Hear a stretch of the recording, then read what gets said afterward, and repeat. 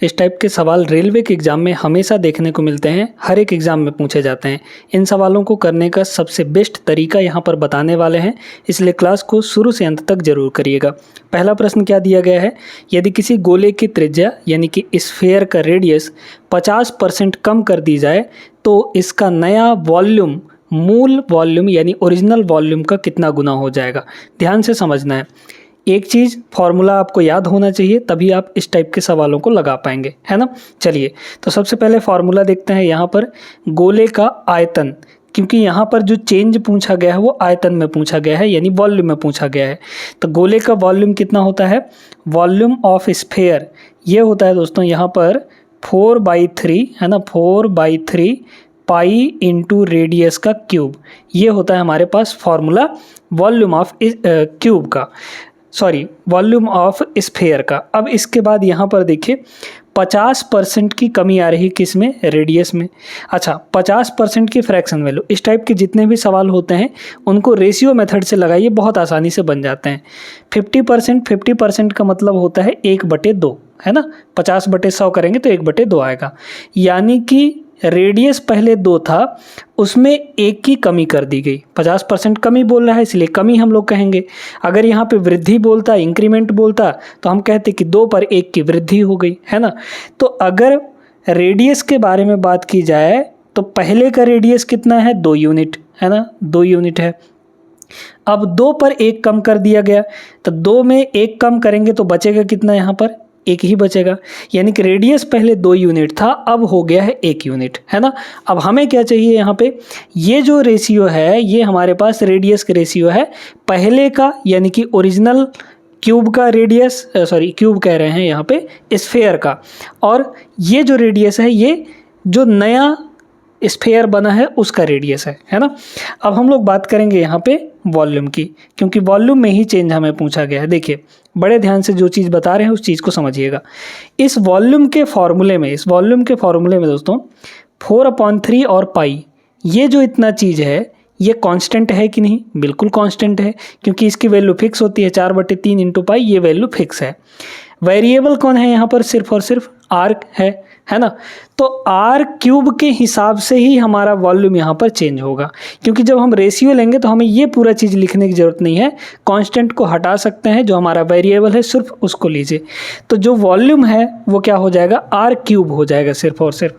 तो रेडियस का क्यूब कर दीजिए, यहाँ रेडियस कितना है 2 तो इसका क्यूब, फिर यहाँ रेडियस कितना है 1 तो इसका क्यूब हो जाएगा। यानी कि वॉल्यूम हमारा बन कितना गया, 2 का क्यूब 8 और 1 का क्यूब 1 हो जाएगा, है ना। पूछा गया है इसका नया आयतन कितना है 1, किसका, मूल आयतन का यानी ओरिजिनल वॉल्यूम का। ओरिजिनल वॉल्यूम कौन है, 8 है, जिसका बोला जाता है वो वैल्यू नीचे रहती है ना। कितना गुना हो जाएगा, तो 1/8 गुना हो जाएगा। Option number D is the right answer. अब इसी चीज़ को अगर परसेंटेज में पूछता कि जो नया वॉल्यूम है वो पुराने वॉल्यूम का यानी ओरिजिनल वॉल्यूम का कितना % है, तो 1/8 परसेंटेज में कितना होता है, 12.5% हो जाता है। क्लियर हो गई बात कि नहीं, अच्छे से समझ आ गया होगा। आगे चलिए नेक्स्ट पे, ये क्वेश्चन भी उसी टाइप का है। अब इस क्वेश्चन को 2 मेथड से लगाने वाले हैं, क्योंकि जो दूसरा मेथड बताएंगे वो बहुत आसान है। उसको अगर आप समझ गए तो ये सवाल सिर्फ देखकर आप बता सकते हैं क्या होगा इसका आंसर। यदि किसी बेलन यानी सिलेंडर की रेडियस 30% वृद्धि कर दी जाए यानी बढ़ा दी जाए 30% रेडियस, उसकी हाइट यानी ऊंचाई में 30% की कमी कर दी जाए, तो उसके वक्र पृष्ठीय क्षेत्रफल में कितने % की कमी हो जाएगी। वक्र पृष्ठीय क्षेत्रफल का मतलब होता है कर्व्ड सरफेस एरिया में कितने % की कमी हो जाएगी अगर हम रेडियस को 30% बढ़ाते हैं और हाइट को 30% कम कर देते हैं। ठीक है, बहुत सिंपल सा है। पहली बात तो फॉर्मूले याद होने चाहिए। जो CSA होता है किसका, कर्व्ड सरफेस एरिया यानी कि वक्र पृष्ठीय क्षेत्रफल, ये किसी बेलन का कितना होता है 2πr/h, है ना, 2πr/h। मतलब इसमें 2 और पाई जो है ये कांस्टेंट है, जो भी हमारा चेंज होगा CSA में वो r और h पे डिपेंड करेगा, यानी रेडियस और हाइट पे डिपेंड करेगा। पहले रेशियो मेथड बताते हैं। 30% की वृद्धि कर दी जाती है रेडियस में, 30% की फ्रैक्शन वैल्यू कितनी होती है 3/10, मतलब 10 पर 3 की वृद्धि। माने यहाँ पे रेडियस हमारा क्या हो जाएगा, पहले 10 था, 3 बढ़ा दिया गया तो 13 हो गया। फिर इसी तरीके से हाइट की बात करते हैं। हाइट में 30% की कमी कर दी जाती है, मतलब 10 पर 3 की कमी कर दी जाएगी, क्यों 30% की फ्रैक्शन वैल्यू 3/10 ही होता है ना। तो 10 पर 3 की कमी कर दी जाएगी। तो 10 था हाइट, अब 3 की कमी करेंगे तो यहाँ पे 7 आ जाएगा। अब बड़े ध्यान से समझते जाइए। यहाँ पर जो हमारा कर्व्ड सरफेस एरिया, इसी में तो पूछा गया है कितने % कम हो जाएगा कर्व्ड सरफेस एरिया। तो बताइए कर्व्ड सरफेस एरिया किस पे डिपेंड करेगा, R इंटू एच के मल्टीप्लाई पे। तो अगर CSA लिखेंगे, यहाँ पे CSA का रेशियो निकालेंगे तो R इंटू एच करिए, 10 इंटू 10 ये हो जाएगा 100, ये पुराना था। 13 इंटू 7 ये हो जाएगा 91। कितने की कमी आ रही है यहाँ पे देख लीजिए, CSA में 9 की कमी आ रही है। 100 माइनस 95 9, किस पर, 100 पर। अगर कोई भी चीज़ 100 पर हो रहा है तो वही उसका परसेंटेज कहलाता है ना। यानी कि कितने % की कमी हो जाएगी यहाँ पे, 9% की कमी हो जाएगी। ऑप्शन नंबर सी होगा। ये तो हो गया एक तरीका। दूसरा तरीका क्या है, समझते जाइए। अगर दो क्वांटिटी मल्टीप्लाई हो रही हों, अगर दो क्वांटिटी मल्टीप्लाई होके ये जो ओवरऑल चेंज बताने वाली क्वांटिटी है यानी कि CSA, इसमें चेंज पूछा जा रहा हो तो आपको क्या करना है, डायरेक्टली जब भी मल्टीप्लाई हो तो सक्सेसिव निकालिए। ओवरऑल चेंज निकालने के लिए सक्सेसिव लगाया जाता है। देखिए रेडियस में क्या हुआ, रेडियस में यहाँ पे 30% प्लस हुआ, 30% प्लस हुआ। और हाइट में क्या हुआ दोस्तों, यहाँ पे 30% की कमी हो गई। अब ये रेडियस और हाइट क्या हो रहे हैं, आपस में मल्टीप्लाई होके CSA को बना रहे हैं और इसमें हमें चेंज चाहिए, मतलब इस पूरे में हमें चेंज चाहिए। तो जब ये मल्टीप्लाई हो रही हो तो इनमें ओवरऑल चेंज निकालने के लिए इन दोनों का सक्सेसिव निकाला जाता है। और सक्सेसिव का फॉर्मूला क्या होता है, A प्लस B और प्लस AB/100, ये होता है फॉर्मूला। लगा लीजिए। A का मतलब +30 तो यहाँ पे हो जाएगा +30, B का मतलब -30 तो यहाँ हो गया -30। इन दोनों को मल्टीप्लाई करिए, 30 इंटू 30 यानी कि 900, लेकिन माइनस का 900 आएगा, है ना। 900 डिवाइड बाई यहाँ पर 100। देखिए ये +30 -30 तो ख़त्म हो गया, 0 हो गया। ये 900/100 यानी कि 9, माइनस का 9% यहाँ पर आ जाएगा। और ये माइनस यहाँ पर डिक्रीमेंट बता रहा है, कमी बता रहा है। तो CSA में कितने % की कमी हो जाएगी, 9% की कमी हो जाएगी। ठीक है, तो इससे भी हमारा वही चीज़ आंसर आ गया। दोनों तरीके उम्मीद करते हैं समझ गए होंगे। आगे चलिए। अगला क्वेश्चन 2024 का है। यदि किसी वृत्त की त्रिज्या यानी रेडियस 50% कम कर दी जाए, अगर रेडियस को हम 50% कम करते हैं तो रेडियस 50% कम होने का मतलब 2 से कितना हो जाएगा, 1 हो जाएगा, क्योंकि 50% की फ्रैक्शन वैल्यू 1/2 होती है, तो 2 पर 1 कमी हो जाएगी, है ना। तो बचेगा कितना, 1 ही। तो उसके क्षेत्रफल में कितने का परिवर्तन आएगा। अब वृत्त है, सर्किल है, तो सर्किल का जो एरिया होता है दोस्तों, इसका फॉर्मूला बताइए क्या होगा, πr², है ना, रेडियस का स्क्वायर। तो पाई तो कांस्टेंट है, बस रेडियस का स्क्वायर हमें निकालना है। तो एरिया में अगर चेंज देखना है तो हमें रेडियस का स्क्वायर करना पड़ेगा। यहाँ रेडियस का स्क्वायर यानी 2 का स्क्वायर करेंगे 4, 1 का स्क्वायर 1 हो जाएगा। कितने की कमी आ रही है, 4 से 1 हो जा रहा है, यानी 3 की कमी किस पर, 4 पर, क्योंकि ओरिजिनल वाली वैल्यू नीचे रहती है। तो 3/4 परसेंटेज में कितना होता है, 75%। तो ऑप्शन नंबर सी हो जाएगा इसका करेक्ट आंसर। इसको देखिए, ये भी उसी टाइप का क्वेश्चन है। यदि किसी गोले की त्रिज्या, अब गोला आ गया है ना, तो 20% बढ़ा दी जाती है। 20% की फ्रैक्शन वैल्यू 1/5। इसको बहुत तेज़ी से करना है। 5 पर 1 बढ़ा दिया जाता है, मतलब रेडियस क्या हो गया, पहले 5 था उस पर 1 बढ़ाया तो 6 हो गया। इसका मूल आयतन, अच्छा इसका नया जो आयतन है, मूल आयतन का कितना % हो जाएगा। तो बताइए, अब हमें वॉल्यूम चाहिए। वॉल्यूम का फॉर्मूला क्या होता है, 4/3 πr3, है ना। अब उसमें 4/3 और पाई तो कांस्टेंट है, मतलब r³ हमें चाहिए। तो यहाँ पर ये रेडियस है, चेंज हो रहा है, और यहाँ पर हमें r³ निकालना है, क्योंकि वॉल्यूम इसी के हिसाब से चेंज होगा। 5 का क्यूब 25, सॉरी 25 नहीं 125, 5 5 25 पंचे 125। 6 का क्यूब 216, 216 हो गया, है ना। अब यहाँ पे क्या करिए कि डायरेक्टली देख लीजिए, जो नया आयतन है, इसका नया आयतन मूल आयतन का कितना हो जाएगा। तो नया आयतन कितना है हमारा, 216। ये जो 216 है पुराने वाले आयतन का, यानी कि ओरिजिनल आयतन जो कि 125 है, इसका कितना गुना हो जाएगा, मतलब कितना % हो जाएगा। बस इसे परसेंटेज में चेंज कर लीजिए, 100% से मल्टीप्लाई कर देंगे। 25 से कटेगा 4 बार में, 25 से कटेगा यहाँ पर 5 बार में, है ना। एक काम करते हैं, यहाँ 2 कर देते हैं, इसको 2 कर देते हैं मल्टीप्लाई, इसको भी 2 कर देते हैं ताकि नीचे 10 बन जाए, है ना। तो ये हो गया 8, 8 को 216 से मल्टीप्लाई कर दीजिए तो कितना हो जाएगा, 16 × 128, है ना, 128 हो जाएगा। तो मतलब आ गया हमारे पास लास्ट में 28, एक बचा, और 8 दूना 16, 1 17, तो यहाँ पर यह आ जाएगा 17। और डिवाइड में आपका 10 है, और डिवाइड में अगर 10 होगा, डिवाइड में अगर 10 होगा तो क्या होगा, एक डिजिट छोड़ के यहाँ पे डेसिमल लग जाएगा, यानी कि 172.8%, 172.8% option number D is the right answer. अच्छा सवाल था, उम्मीद करते हैं क्लियर हो गया होगा। सिर्फ और सिर्फ 2 सेकंड का प्रश्न है। एक आयत की भुजाओं के मापन के दौरान हुई त्रुटिवश उनका माप 10% और 8% अधिक प्राप्त होता है। इसके क्षेत्रफल में होने वाली प्रतिशत त्रुटि कितनी होगी, है ना। सिंपल सा सवाल है भैया, लगा लेंगे बहुत आसानी से। त्रुटि का मतलब होता है कि कितना बढ़ गया या कितना घट गया, है ना, यही ना होता है त्रुटि का मतलब। तो देखिए, अगर आयत की भुजाएं आपकी कौन कौन सी होती हैं, यहाँ पे लेंथ और ब्रेड्थ, है ना, इन्हीं दोनों को मिलाकर हमारा क्या बनता है, एरिया बनता है। तो ये बताइए कि अगर हम यहाँ से आपसे पूछें कि सवाल में क्या बोला है कि भुजाओं के मापन के दौरान 10% और 8% अधिक प्राप्त होता है, मतलब यहाँ पे जो लेंथ है इसमें कितने का त्रुटि आ गया, 10% प्लस, है ना, इसमें 10% प्लस, और इसमें क्या हो रहा है, इसमें 8% अधिक प्राप्त हो रहा है, मतलब इसमें भी 8% चेंज हो गया, है ना। हमें क्षेत्रफल में चाहिए, यानी ओवरऑल, इन दोनों को मल्टीप्लाई हो रहा है, दोनों का ओवरऑल निकालना है, तो सक्सेसिव, मल्टीप्लाई हो, चेंज हो रहा हो 2 चीज़ों में तो सक्सेसिव लगाना होता है। a + b + ab/100, तो a + b करिए, 10 + 8 यानी कि 18 हो जाएगा, और प्लस यहाँ पे इन दोनों की मल्टीप्लाई ab/100, 10 × 80, 80 बटे यहाँ पर हो जाएगा 100, 0 0 कट जाएगा, ये 0.8 आ जाएगा। तो अगर 18 में 0.8 जोड़ेंगे तो 18.8 होगा। 18.8% की यहाँ पे त्रुटि होगी, option number B is the right answer. सिर्फ मुँह जुबानी भी इस सवाल को लगाया जा सकता है अगर आप सही से सवालों को समझते हैं तो। चलिए 2025 का सवाल देखिएगा। एक फल विक्रेता के पास शुरू में कुछ सेब थे, उनमें से 40% सेब उसने बेच दिए और फिर भी उसके पास 300 सेब बचे हुए हैं। शुरू में उसके पास कितने सेब थे? शुरुआत में तो 100% होता है।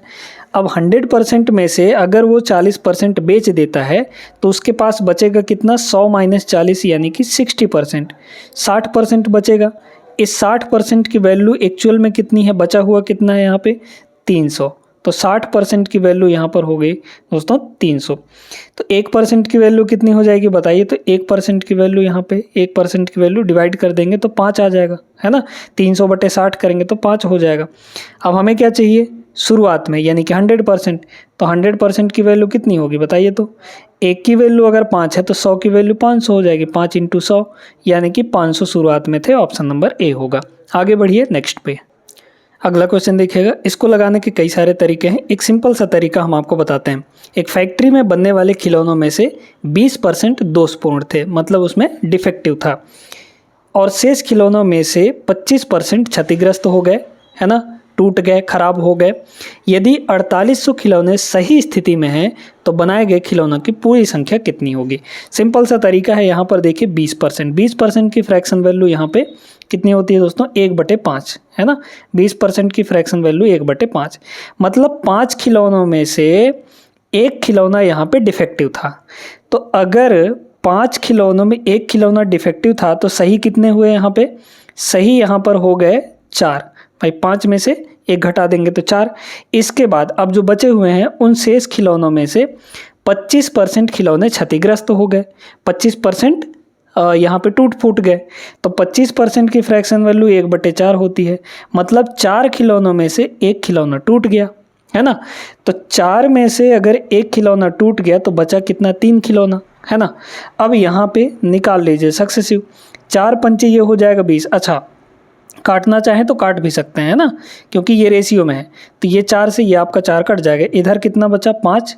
अगर नहीं कटता तो सीधे सीधे मल्टीप्लाई कर देते हैं। इधर कितना हुआ 3, मतलब 5 खिलौनों में से 3 खिलौना यहाँ पे आपका सही सलामत बचा हुआ है, ठीक है।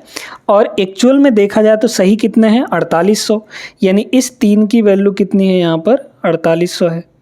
कितना गुना हो रहा है 1600 गुना हो रहा है कि नहीं, ठीक है 1600 गुना, भाई 16 3 4800 हो जाएगा।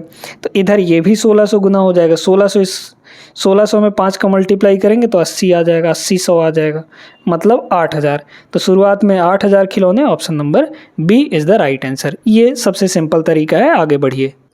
ये थोड़ा सा अलग टाइप का सवाल है। प्रति किलो गेहूं की कीमत 25% की कमी के कारण जॉन 600 रुपये में 5 किलो अधिक खरीद पा रहा है। प्रति किलो गेहूं का मूल्य क्या है ना। हर एक किलो गेहूं का मूल्य कितना है, ध्यान से इस चीज़ को समझिएगा दोस्तों। तो यहाँ पर ये बताइए कि अगर हम आपसे बात करें कि जो गेहूं पर किया गया खर्च है, यानी गेहूं का जो मूल्य है, प्राइस है, गेहूं का जो प्राइस या फिर आप ऐसे कह लीजिए कि टोटल वैल्यू है ना, जो टोटल है वो कैसे निकलेगा, वो टोटल निकलेगा पर केजी उसका प्राइस है ना, पर केजी उसका प्राइस और इनटू कितना गेहूं ले रहा है, यानी कि क्वांटिटी, ठीक है। तो प्राइस इनटू क्वांटिटी, जैसे अगर 30 रुपये किलो है तो प्राइस 30 रुपये पर किलो हो गया, और क्वांटिटी मान लीजिए कि 5 किलो ले रहा है, तो 30 पंचे 150 रुपये उसका टोटल हो जाएगा, है ना, टोटल प्राइस। तो टोटल होगा P इंटू क्यू, यानी कि प्राइस इंटू क्वांटिटी। अब देखिए गेहूं की कीमत में 25% की कमी के कारण, कीमत यानी प्राइस में, तो प्राइस क्या हो रहा है 25% कम हो रहा है। ध्यान से इस चीज़ को समझिएगा, 25% कम हो रहा है। तो अगर 25% कम हो जाएगा तो 25% की फ्रैक्शन वैल्यू कितनी होती है 1/4, है ना, 1/4, मतलब 4 पर 1 कम हो जाएगा। तो 4 पर 1 कम करेंगे तो 3 हो जाएगा प्राइस, ठीक है। इसके बाद कह रहा है प्राइस में अगर कम हो जा रहा है तो 600 रुपये में 5 किलो अधिक गेहूं खरीद पा रहा है, यानी कि क्वांटिटी वो ज़्यादा ले पा रहा है 600 रुपये में ही। पहले 600 रुपये में ही जब प्राइस नहीं कमी हुई थी तो पहले 600 रुपये में वो 5 किलो कम खरीद पा रहा था, लेकिन जैसे ही प्राइस कम हुआ उसी 600 रुपये में वो 5 किलो अधिक पा जा रहा है, यानी क्वांटिटी। तो वो खर्च कितना कर रहा है, टोटल 600 रुपये ही ना खर्च कर रहा है। तो मतलब ये वैल्यू फिक्स हो गई, टोटल वैल्यू उसकी फिक्स हो गई। प्राइस बढ़ने से पहले वो 600 रुपया खर्च कर रहा था, और प्राइस कम होने के बाद यहाँ पे वो 600 रुपये ही खर्च कर रहा है। तो ये वैल्यू तो कांस्टेंट हो गई। अगर ये कांस्टेंट है तो ये दोनों आपस में क्या होंगे, इनवर्स प्रोपोर्शन में हो जाएंगे, है ना, क्योंकि यहाँ पर इन दोनों का प्रोडक्ट हमें बराबर करना है। तो बराबर करने के लिए अब ये बताइए क्वांटिटी क्या होगा, क्वांटिटी अगर ये कांस्टेंट है तो इन दोनों को उल्टा होगा रेशियो। अगर ये 4 3 है प्राइस, तो क्वांटिटी का रेशियो कितना होगा 3 से 4 हो जाना चाहिए, है ना। मतलब पहले वो 3 यूनिट खरीद पा रहा था, 3 किलो मान लीजिए खरीद पा रहा था, अब वो 4 यूनिट खरीद पाएगा, है ना, ज़्यादा खरीद पाएगा।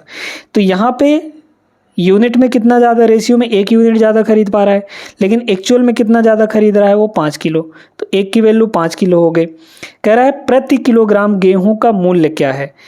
गेहूं का मूल्य कैसे बताएंगे हम लोग, शुरुआती में जो होगा, है ना, यानी कि ओरिजिनल बताएंगे, कम होने से पहले प्राइस। तो बताइए 1 की वैल्यू 5 है तो 3 की वैल्यू, ये शुरू वाला है, शुरू वाली क्वांटिटी कितनी हो जाएगी 15 हो जाएगी, 3 की वैल्यू 15, है ना। अब देखिए ये क्वांटिटी है 15 केजी, 15 केजी खरीद रहा है, हमें पर किलो गेहूं का मूल्य चाहिए।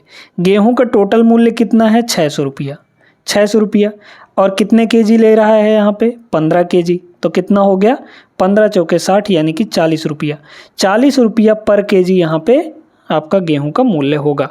Option number C is the right answer. अच्छा प्रश्न था, उम्मीद करते हैं समझ आ गया होगा। आगे चलिए नेक्स्ट पे, आइए देखते हैं ये क्वेश्चन।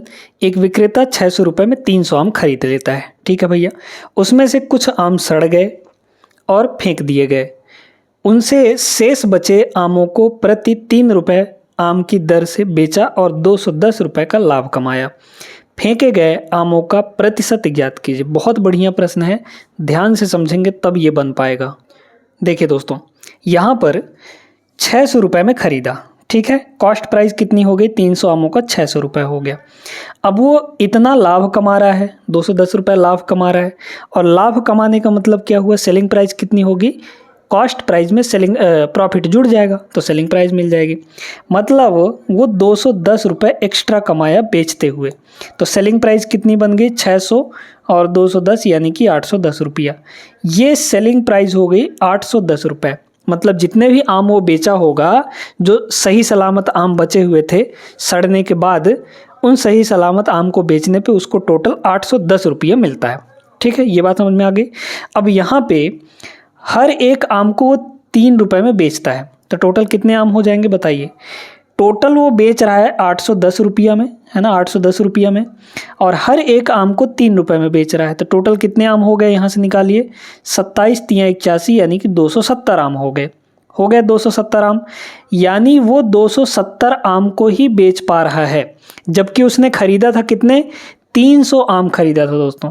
अगर वो 300 आम में से सिर्फ 270 आम ही बेच रहा है, यानी कि कुछ आम सड़ गए होंगे। कितने आम सड़ गए, 300 में से 270 घटाइए, 30 आम यहाँ पे सड़ गए हैं, है ना। और इन्हीं 30 सड़े हुए आमों जो फेंके गए थे, इनका परसेंटेज बताना है हमें। बस सिंपली आ गया हमारे पास। तो 30 आम फेंके गए, टोटल कितने में से, यहाँ पर 300 में से, तो 30/300 हो जाएगी, यानी कि 1/10। और 1/10 की परसेंटेज वैल्यू कितनी होती है, 10%। ऑप्शन नंबर ए होगा इसका आंसर, है ना। तो अच्छा प्रश्न था, थोड़ा सोचने वाला प्रश्न था। आगे चलिए अगले सवाल पर। देखिए, इसमें थोड़ा सा एलिगेशन मेथड के बारे में हम आपको समझाएंगे कैसे लगाना होता है। किसी फर्म में पुरुष कर्मचारियों का औसत वेतन 5,200 रुपये है, और महिलाओं का जो औसत वेतन है यानी कि एवरेज सैलरी वो 4,200 रुपया है। सभी कर्मचारियों का यानी कि महिला पुरुष मिलाकर जो औसतन है वो 5,000 रुपया है वेतन। उस फर्म में पुरुष कर्मचारियों का प्रतिशत कितना होगा। देखिए, एवरेज है यहाँ पे, पहले देखते हैं यहाँ पे मेल, है ना, मेल और यहाँ पे फीमेल। बताइए, मेल का जो एवरेज वेतन है वो कितना है, 5200 रुपया, तो यहाँ हो गया 5200 रुपया। फीमेल का जो एवरेज वेतन है वो है यहाँ पे 4,200 रुपये, है ना। और जो मेल फीमेल का ओवरऑल एवरेज वेतन है वो बीच में लिखा जाता है, जो कि यहाँ पर होगा, और ये है कितना, 5,000 रुपया, है ना। अब हमें अगर मेल और फीमेल जो यहाँ पर दिया गया है, इनका क्वांटिटी चाहिए, क्योंकि हमें यही बोला गया है कि उस फर्म में पुरुष कर्मचारियों का प्रतिशत कितना होगा, यानी क्वांटिटी ही बताना है। तो क्वांटिटी निकालने के लिए हम लोग क्रॉस में यानी कि तिरछा तिरछी डिफरेंस ले लेते हैं। इन दोनों का डिफरेंस कितना आ जाएगा दोस्तों, 5200 और 5,000, इन दोनों घटा लेंगे तो कितना आएगा हमारे पास, 200, यहाँ हो गया 200 रेशियो। ऐसे इधर ले लीजिए, घटाइए, तो 5,000 और 4,200 दोनों का डिफरेंस कितना आ जाएगा, 5,000 में से 4,200 घटा देंगे तो ये 800 आ जाएगा। यानी रेशियो कितना बना है यहाँ पे, 1/4, सॉरी 1 रेशियो और यहाँ पर 4 रेशियो, है ना। यानी कि जो पुरुष हैं वो कितने, 4 यूनिट हैं, और महिलाएं 1 यूनिट हैं।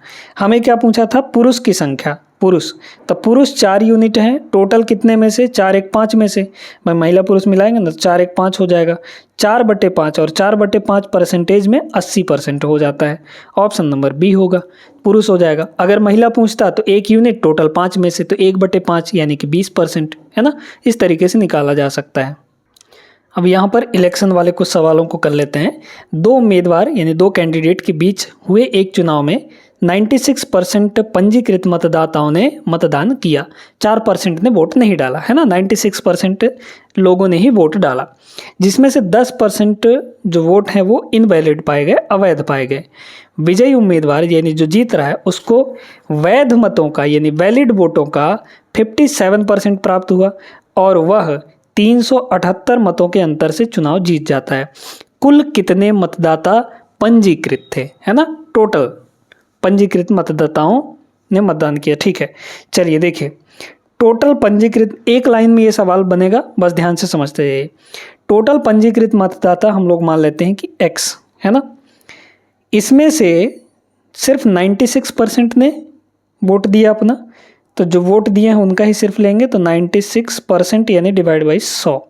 अब देखिए, ये वो लोग हैं जिन्होंने वोट दिया।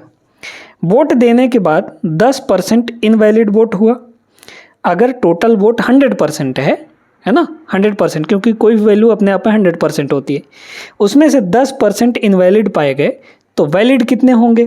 क्योंकि जीत और हार का पता किससे लगता है? वैलिड वोटों से। इनवैलिड वोटों को तो खारिज कर दिया जाता है, यानी वैलिड वोट। कितने वैलिड वोट होंगे? 10% इनवैलिड है अगर, तो 100 - 10 यानी कि 90%। इसका 90% वोट, परसेंट यानी डिवाइड बाई 100, ये वैलिड वोट हैं। अब ध्यान से सुनना है, हमें दिया क्या है वो देखना है। हमें दिया है यहाँ पर 308 मतों के अंतर से चुनाव जीत जाता है, यानी जीतने वाला हारने वाला से 378 वोट ज़्यादा पाया होगा, है ना। या फिर हम इसको उल्टा भी कह सकते हैं कि यहाँ पे जो हारने वाला है वो जीतने वाले से 378 वोट कम पाया होगा। यानी इसको एक और तरीके से बोला जा सकता है कि हारने वाले और जीतने वाले के बीच में जो वोटों का अंतर है वो कितना है? 378 है।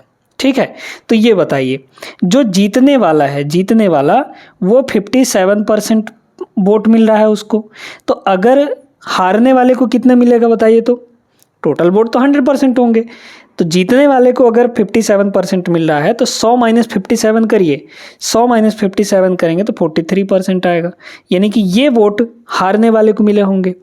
अब इसमें देखिए कि ये जो चीज़ दिया गया है वो इन दोनों का डिफरेंस हमें दिया गया है ना। इन दोनों का डिफरेंस कितना है बताइए? यहाँ पे इन दोनों का डिफरेंस 57 - 43 कितना हो जाएगा? 7 में से 3 गया 4, 14% हो जाएगा। तो ये 14%, ये अंतर हमें 14% मिला, तो हमें अंतर निकालना है यहाँ पे। तो 14% कर लीजिए, 14% यानी डिवाइड बाई 100, और ये बराबर होगा अंतर किसके? 378 के। बस इसी को सॉल्व कर लीजिए, एक्स की वैल्यू आपसे निकल जाएगी। चलिए निकालते हैं, क्या होगा? 0 0 पहले ख़त्म करिए भैया, है ना। कहीं से कट रहा है तो काटिए पीटिए, काटिए पीटिए, काटिए पीटिए। यहाँ पर अगर काटेंगे तो 0 से 1 0 ख़त्म हो जाएगा, है ना। और 2 से इसको काटेंगे, 2 से काटेंगे तो ये 7 आएगा, और 2 से इसको काटेंगे तो ये 50 हो जाएगा, है ना। ध्यान से देखते जाइएगा। फिर इसके बाद 4 से काटेंगे तो यहाँ पे कितना हो जाएगा? 24 चौक 96, नहीं, अरे भाई हाँ, 24 चौक 96, तो ये 24 हो गया। 4 से काटेंगे तो ये हो जाएगा 25, है ना। तो ये हो गया 25। अब इसके बाद कट रहा है क्या? नहीं कट रहा है, तो उल्टा काटिए। अब इसको देखिए, अगर हम 9 से इसको काट दें तो 9 से इसको काटेंगे कितना बचेगा? 9 3 27, 9 चौके 36, 9 चौके 36, 1 बचा, 9 दूना 18, 42 आ गया। 7 से कट जाएगा ये कितनी बार में? 14 बार में, है ना। अब देखिए यहाँ पर जो x की वैल्यू है वो कितनी आ गई? 14 उधर था, ये हो गया 14, और ये 25 और 50 दोनों मल्टीप्लाई में है नीचे। अच्छा 10 भी है यहाँ पर, है ना, 10। एक काम करते हैं और काट देते हैं इसको, मत काटिए, छोड़िए, हटाइए, बाद में कट जाएगा। ये 24 नीचे आएगा तो डिवाइड हो जाएगा, यहाँ पर हो गया 24। फिर इसके बाद 25 × 10 × 50, 25 पंचे 125, है ना, 125, और 1 और 2, 2 ठो 0। अब काटा पीटी कर लीजिए, काटा पीटी करेंगे तो 3 से कटेगा क्या? 5 2 7, 1 8, नहीं कट पाएगा 5 से, है ना। तो 3 से तो भैया कट ही नहीं रहा है, ये कुछ गलती हो रही है क्या काटने में? यहाँ पर 14 कैसे आएगा भाई? 7 से कटेगा तो 7 6 42, सॉरी, यहाँ पर 6 आएगा, है ना। तो यहाँ पर ये 6 हो जाएगा, ठीक है, ठीक है। 7 से काटेंगे तो ये 6 आएगा, और यहाँ पर 6 आ जाएगा, तो इसमें 3 से कट जाएगा, तो ये 6 चौके 24, 4 से कट गया, ऊपर 4 से डिवाइड कर लीजिए। 4 से डिवाइड करेंगे, 4 3 12, और 3 तो आएगा शुरू में, फिर 4 1 कम 4 मतलब 31 आएगा, 4 1 कम 4, ठीक है। 500 को 4 भाग में बांटेंगे तो 125 मिलेगा, मतलब 3125। Option number first is the correct answer. ठीक है, ये हो जाएगा हमारा आंसर। इस तरीके से सवालों को लगाना है। आगे चलिए एक क्वेश्चन और देखते हैं। सवाल नंबर 12 देखते हैं। ये भी इलेक्शन वाला है। 2 उम्मीदवारों के बीच हुए एक चुनाव में जीतने वाले उम्मीदवार को इतना मत प्राप्त हुआ, जबकि हारने वाले को इतना प्राप्त हुआ। दोनों उम्मीदवारों को प्राप्त हुए कुल मतों का कितना % जीतने वाले उम्मीदवार? ये तो बहुत सिंपल सा सवाल है ना। यहाँ पर बोला गया कि भैया जीतने वाले को 1854 मिला, है ना। ध्यान से देखिएगा, 1854 ये जीतने वाले को मिला। हारने वाले को कितना मिल रहा है? 618 वोट ही मिल रहा है। अब इसमें कह रहा है दोनों उम्मीदवारों को प्राप्त हुए कुल मतों का कितना प्रतिशत जीतने वाले को मिला। तो जीतने वाले को मिल कितना रहा है यहाँ पे 1854 मिल रहा है ना, 1854 मिल रहा है। किसका? टोटल का, टोटल का। तो टोटल दोनों को जोड़ लीजिए, 8 4 12 है ना, एक बचा 5 6 1 7 और 18 और 6 8 से 14 24 हो जाएगा, है ना। तो इसको अगर काटा जाए 100% से मल्टीप्लाई भी करना पड़ेगा, है ना, 100% से मल्टी। क्या बोला? जीतने वाले उम्मीदवार को कितना? जीतने वाले उम्मीदवार को इतना मत प्राप्त हो, जबकि हारने वाले को इतना। बहुत कम ही आएगा, कम कहाँ है, नहीं कम ही आना चाहिए ये, ठीक है, कम ही आना चाहिए, बट ये बहुत ज़्यादा वैल्यू यहाँ पर दे रखा है। हारने वाले को 618 मिल रहा है, इन दोनों को जोड़ेंगे तो कितना होगा? नहीं, ज़्यादा का डिफरेंस नहीं होना चाहिए। चलिए काट लेते हैं, यहाँ पे काटेंगे तो 4 से कटेगा क्या? 4 से काटिए, नहीं 4 से ऊपर वाला नहीं कटेगा, 4 से नीचे वाले को काटिए। तो 4 छक्के 24 और 18 चौक 72, तो ये 25 बार में कट जाएगा 4 से, है ना। अब 2 से काट लीजिए, 2 से इसको काटेंगे तो 309 होगा, और 2 से इसको काटेंगे तो कितना होगा? ये हो जाएगा 927, है ना। और 9 से और काट 9 नहीं 3 से कटेगा, 3 से अगर हम लोग काटेंगे तो भैया 3 से काटिए इसको तो 103 होगा, और 3 से इसको काटेंगे, या 1 सेकंड इसको डायरेक्टली काट सकते हैं ना भाई, 309 का जस्ट ये 3 गुना हो रहा है, तो ये हो गया 3 गुना, तो 25 3 75, 75% is the correct answer. Option number B होगा, ठीक है। काटना पीटना था बस, और कुछ नहीं करना था। तो उम्मीद करते हैं दोस्तों कि यहाँ पर सभी सवाल आप लोगों को अच्छे से क्लियर हो गए होंगे। वीडियो अगर अच्छी लगी हो तो लाइक कर देना है। ये चैनल आप सभी के लिए है, इसको सब्सक्राइब करना नहीं भूलिएगा। डेली क्लासेस आती हैं, इन क्लासेस को करिए और मैथ्स के महत्वपूर्ण कॉन्सेप्ट, ट्रिक्स सब कुछ सीख लीजिए। मिलेंगे नेक्स्ट क्लास में, तब तक के लिए जय हिंद।